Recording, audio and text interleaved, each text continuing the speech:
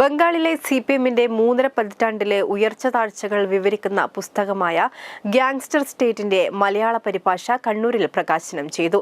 AICC general secretary KC Venugopal കഥാകൃത്ത് T പത്മനാഭന് നൽകി പ്രകാശനം നിർവഹിച്ചു. സംഘപരിവാർ പോലും പറയാൻ മടിക്കുന്ന വർഗീയ വാക്കുകളാണ് CPM പറയുന്നതെന്ന് KC വേണുഗോപാൽ പറഞ്ഞു. ബംഗാളിലെ കമ്മ്യൂണിസ്റ്റ് പാർട്ടിക്കുണ്ടായ അനുഭവങ്ങളാണ് നേരത്തെ ഇടതുപക്ഷ അനുഭാവിയായിരുന്ന ഗ്രന്ഥകാരൻ സൗർജ്യ ഭൗമിക് പുസ്തകത്തിലൂടെ വിവരിക്കുന്നത്. പ്രിയദർശിനി പബ്ലിക്കേഷനാണ് പുസ്തകം തയ്യാറാക്കിയത്. ബംഗാളിലെ കൊലപാതക വിവരണം കണ്ണൂരുകാർക്ക് പുതുമയുള്ളതാകില്ലെന്ന് KC വേണുഗോപാൽ ചൂണ്ടിക്കാട്ടി. യഥാർത്ഥ കമ്മ്യൂണിസ്റ്റ് ആശയത്തിലൂടെയാണോ CPM കേരളത്തിൽ മുന്നോട്ടു പോകുന്നതെന്ന് ചിന്തിക്കണം. കേരളത്തിൽ UDF അധികാരത്തിൽ വരികയാണെങ്കിൽ ആഭ്യന്തരം ജമാഅത്തെ ഇസ്ലാമിക് ആയിരിക്കുമെന്നാണ് AK ബാലൻ പറഞ്ഞത്.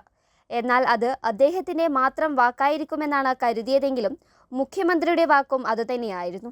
സംഘപരിവാർ പോലും പറയാൻ മടിക്കുന്ന വർഗീയ വാക്കുകളാണ് CPM പറയുന്നതെന്നും KC വേണുഗോപാൽ പറഞ്ഞു.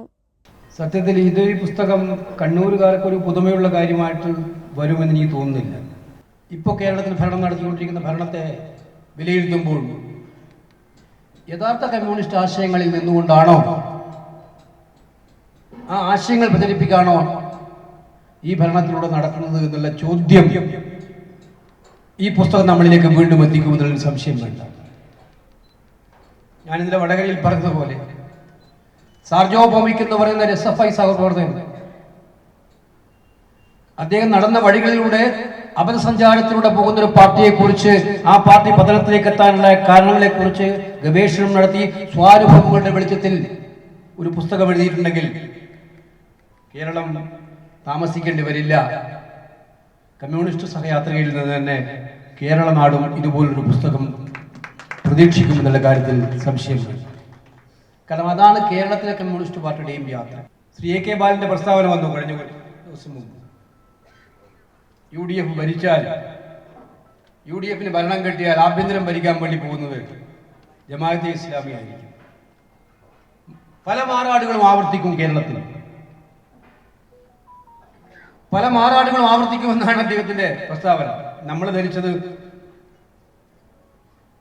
ഇത് ബാലന്റെ മാത്രമുള്ളൊരു പ്രസ്താവനയാണെന്നാണ്. പക്ഷേ ഞാൻ മുഖ്യമന്ത്രി പറഞ്ഞപ്പോൾ അദ്ദേഹം പറഞ്ഞതെന്താ, ഞാൻ വിനീതമായി ഉമേഷ് ബാബു ഇരിക്കുന്നുണ്ട്, അദ്ദേഹം കമ്മ്യൂണിസ്റ്റ് സഹയാത്രികനായിട്ട് ഇരുന്ന് അനുഭവമുള്ള ഒരാളാണ്. ഒരു കമ്മ്യൂണിസ്റ്റ് മുഖ്യമന്ത്രി പറയേണ്ട വാചകങ്ങളായിരുന്നു അന്ന് നമ്മുടെ മുഖ്യമന്ത്രി പറഞ്ഞത്. ഈ രാജ്യത്ത് സംഘപരിവാർ പോലും പറയാൻ മടിക്കുന്ന കാര്യങ്ങൾ, വർഗീയത, തന്റെ വാക്കുകളിലൂടെ പറയാൻ തയ്യാറാവുന്ന കാഴ്ചയാണ് കണ്ടത്.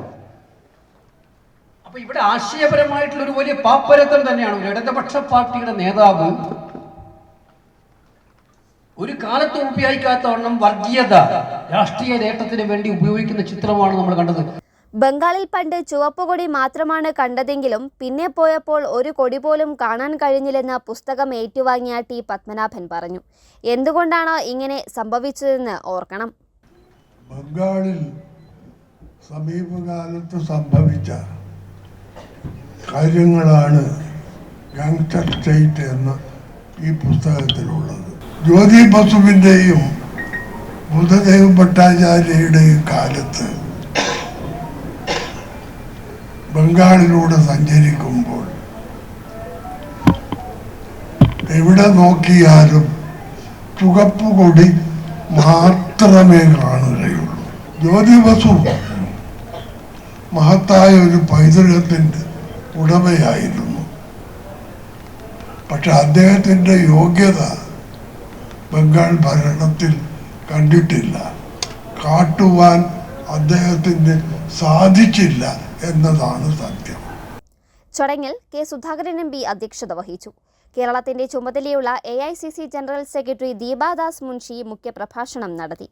AICC secretary Mansoor Alikhan, KPCC vice പ്രസിഡന്റും മുൻ MPയുമായ Ramya Haridas, Kannur DCC president advocate Martin George, ഗ്രന്ഥകാരൻ സൗർജ്യ ഭൗമിക്, സാമൂഹ്യ പ്രവർത്തകനായ KC ഉമേഷ് ബാബു, എഴുത്തുകാരി Sudha Menon, Priyadarshini publications vice president advocate Pazhamkulam Madhu, പുസ്തക പരിഭാഷകൻ അജീർ കുട്ടി തുടങ്ങിയവർ സംസാരിച്ചു. പ്രൈം 21 കണ്ണൂർ.